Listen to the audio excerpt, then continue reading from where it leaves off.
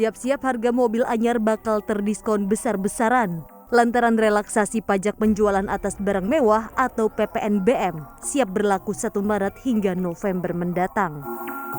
PPNBM dikenal sebagai pajak yang cukup signifikan dalam komponen penyusun harga mobil yang dijual di Indonesia. Berdasarkan Peraturan Menteri Keuangan tahun 2017, tarif PPNBM berkisar 10% hingga 125% dan dibebankan kepada konsumen dalam harga jual. Anulir tarif ini tentunya menciutkan harga kendaraan di pasar. Diusulkan oleh Kementerian Perindustrian, kebijakan ini mengalami tarik ulur mulai dari sisi legislatif maupun eksekutif, di mana Menteri Keuangan Sri Mulyani sempat menolak pembebasan tarif PPNBM.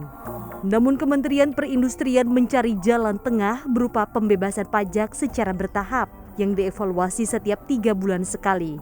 Akhirnya, relaksasi ini gol juga di tangan Presiden yang ingin memulihkan industri manufaktur, salah satunya industri otomotif, di mana penjualan mobil sepanjang 2020 lulu lantah terinfeksi corona. Harapannya, kebijakan ini bisa mendongkrak daya beli dan penjualan mobil baru diharap naik hingga 70% lebih pada tahun 2021 ini.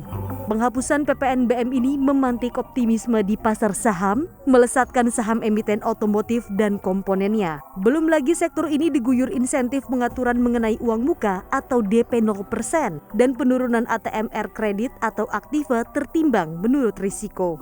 Tapi kalau kita lihat ini kan bertahap ya Mas ya, dari bulan Maret gitu sampai bulan Mei, di mana nanti bulan Maret itu 100%, selanjutnya 50% sampai 25%. Ini kecenderungan untuk kenaikan pembelian otomotif ini akan berlangsung pada 3 bulan pertama itu di Maret ini sampai bulan Mei gitu, di mana 100% diberlakukan sehingga orang-orang ini kesempatan emas nih untuk membeli dengan harga murah dan juga dengan lebih bagus lah dibandingkan membeli mobil bekas seperti itu Mas. Jadi kalau kita lihat juga ini seberapa signifikan sebenarnya katalis ini, menurut saya sangat cukup signifikan gitu. Namun sejumlah kalangan masih meragukan efektivitas kebijakan ini.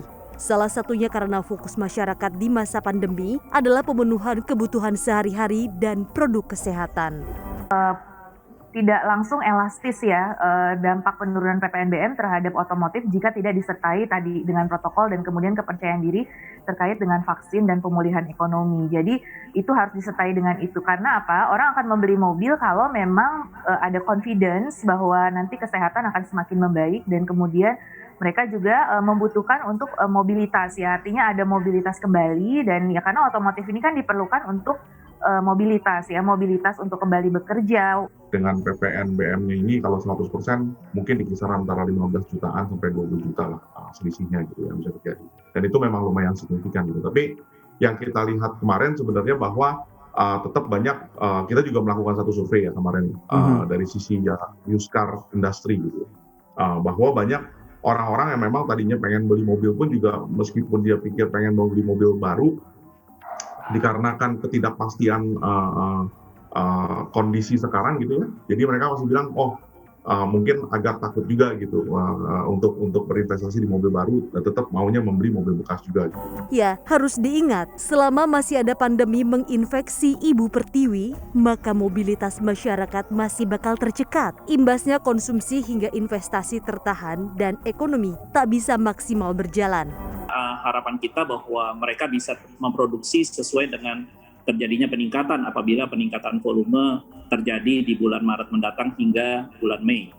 Karena yang kita khawatirkan cuma satu Mbak Monica, bahwa saat ini di tengah-tengah kita bisa mendapatkan peroleh insentif PPNBM 0% untuk mobil baru 1.500 cc ini, tentu harapan kita adalah terkait PSBB maupun atau PPKM yang sedang berlangsung ini bisa juga semakin dikurangi. Karena kenapa? Nanti ujung-ujungnya pabriknya sendiri secara protokol kesehatan kan yang bekerja karyawannya hanya boleh 50% saat ini Mbak Monica.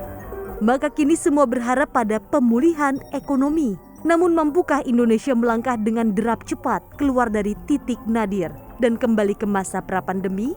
Tim Liputan CNBC Indonesia.